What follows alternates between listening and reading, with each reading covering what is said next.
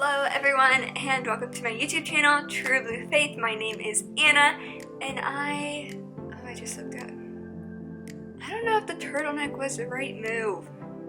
Kind of look like a floating head.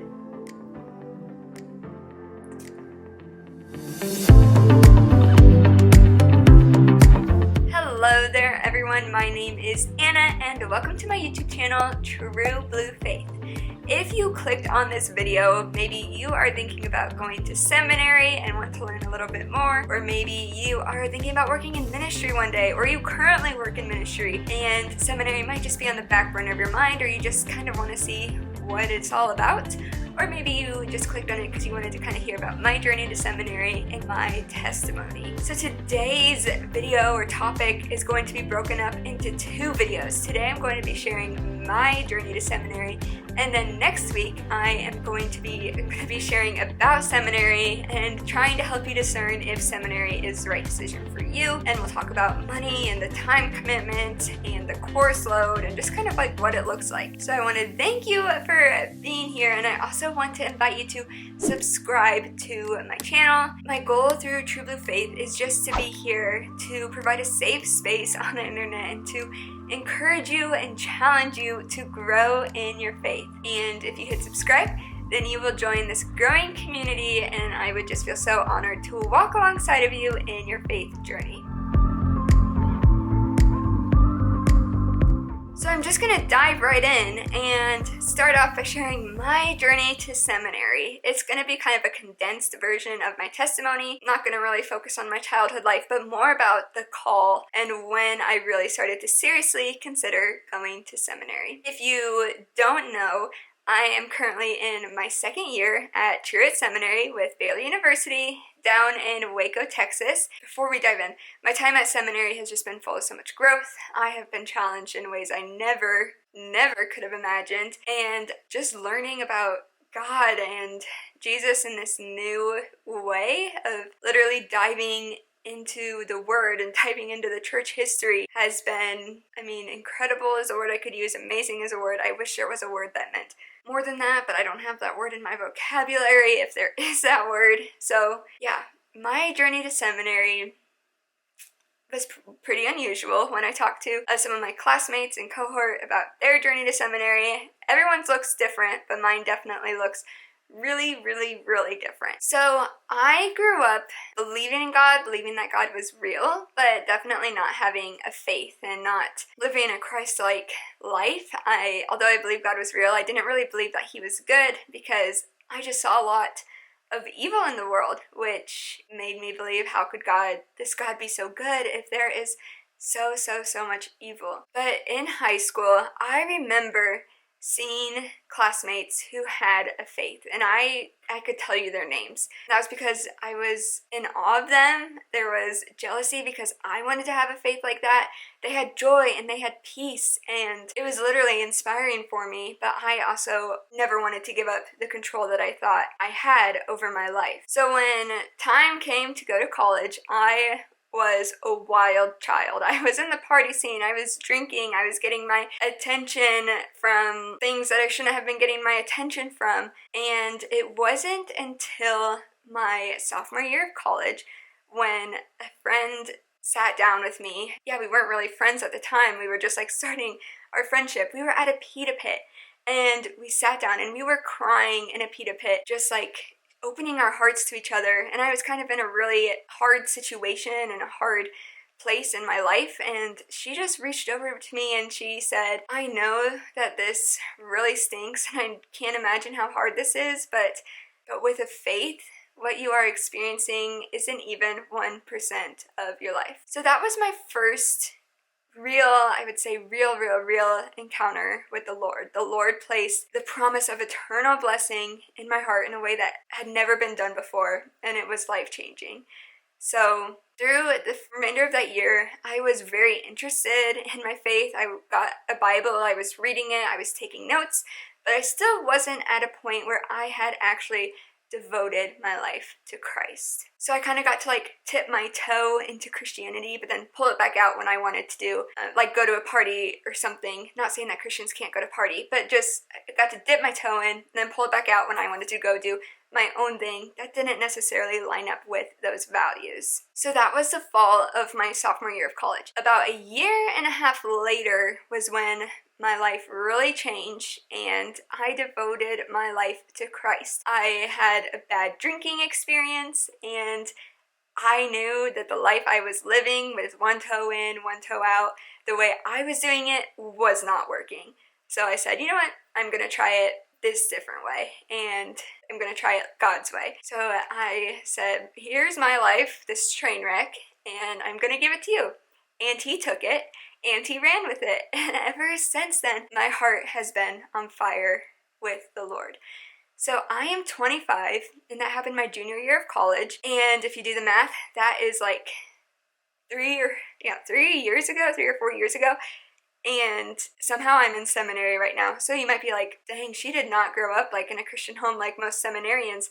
And that's true. And I hope that through this message and through my testimony and through just this time period that you can see that everyone's call to seminary, everyone's call to ministry, or everyone's call to faith is so different and that God works in amazing ways.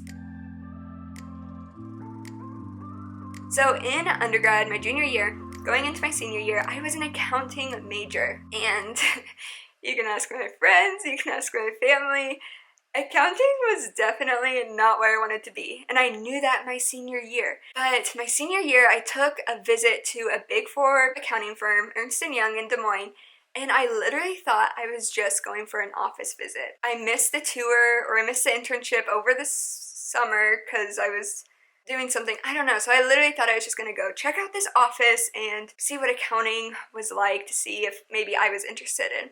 They offered me a job that day. This office visit turned into an interview with partners.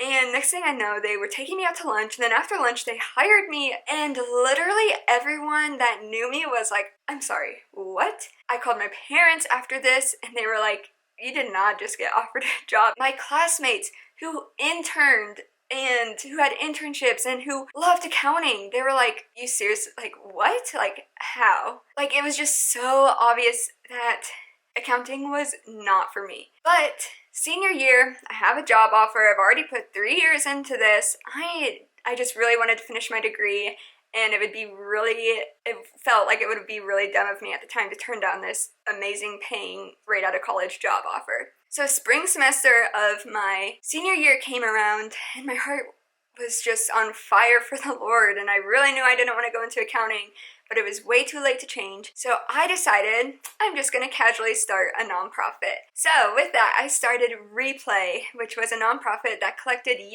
gently used sports equipment for underprivileged youth. I have a passion for sports, as I've said so many times, and I believe that sports is an incredible outlet for youth, and that, they can just learn so much from sports. So I wanted to give underprivileged youth the opportunity to play sports and not let maybe their financial situations at home be a burden to them and preventing them from that opportunity. And then that summer, I went on a mission trip to Puerto Rico with Athletes in Action, and I experienced God in new ways. My heart was just on fire for God, but I had an accounting job to start in the fall, and I got a bonus that to receive the bonus I would have to stay a year, and I was thinking about getting my CPA, and that would take a long time. So I knew I just had to stick out this accounting job for a couple of years, and then I could go off and do my own thing. Well, Replay blew up, and I hated the accounting job. A quiet office is not the space for me, I learned. And so 2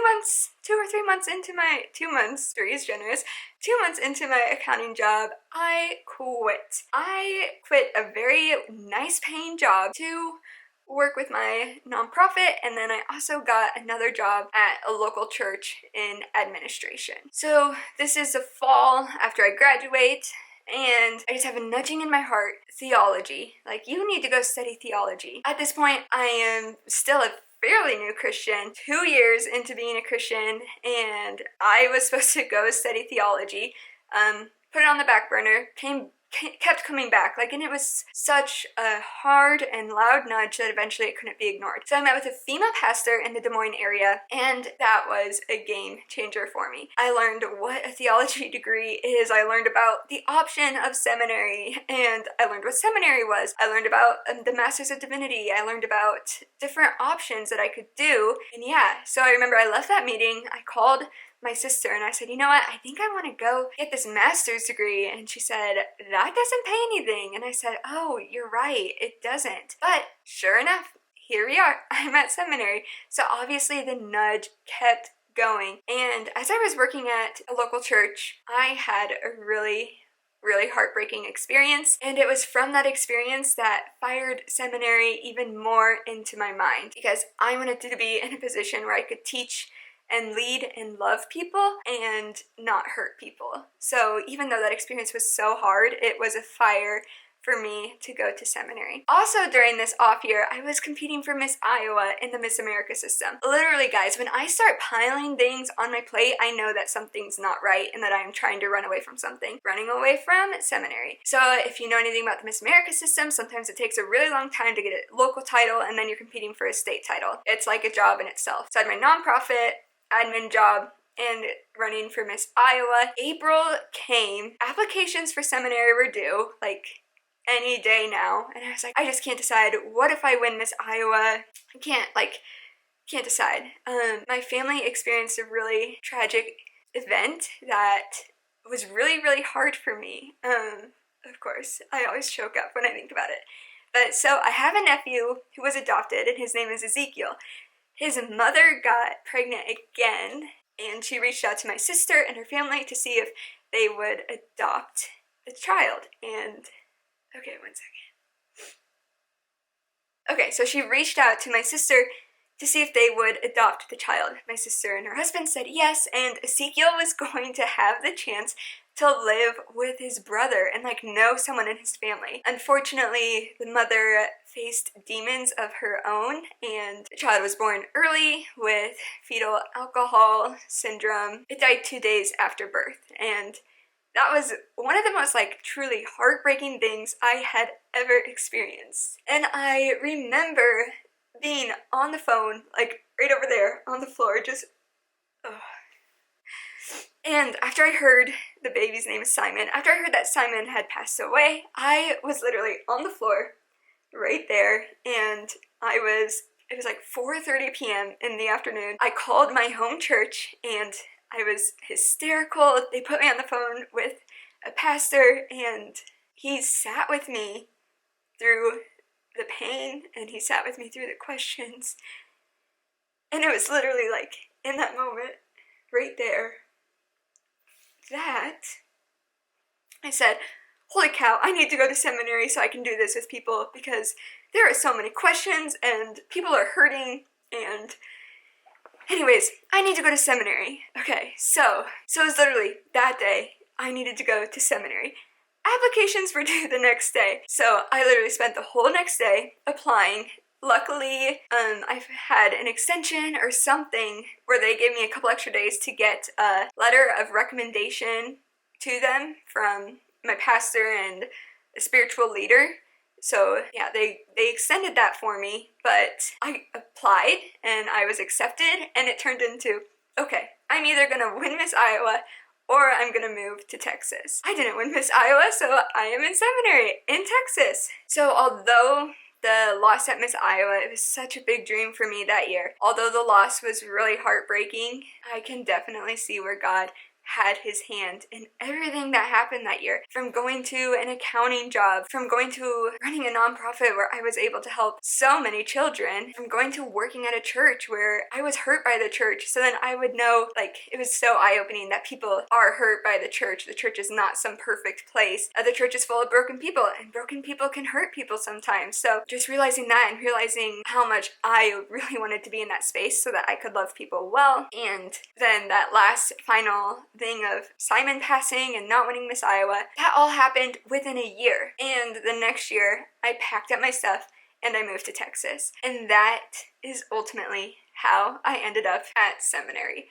That's a lot to unload in just a glimpse of a year or 2 or 3 years of my life since my faith journey really began. But like I said in the beginning, I hope through my testimony you can recognize that there is not a specific qualifications of seminary means loving God. It is not growing up as a pastor's kid, growing up as a minister's kid, growing up in missions or something. The qualification for seminary is loving God, having a heart for people, and a desire to go and learn. And so on the video for next week, I'm gonna dive into some of those really hard questions that I've learned the hard way about seminary, especially since I pretty much did zero research and I just happened to end up at seminary literally kind of on a whim because of the sports ministry program here. So I'm gonna share some of the things that I've learned, share some things that I would recommend that you do if you are thinking about seminary. We're gonna talk about the great things about seminary, and then I'll also share with you some of the downside of things about seminary. This was my first time ever sharing my testimony on the internet. Actually, when I started my YouTube channel, I was like, and I saw other Christian channels sharing their testimony, I was like, I really don't want to do that,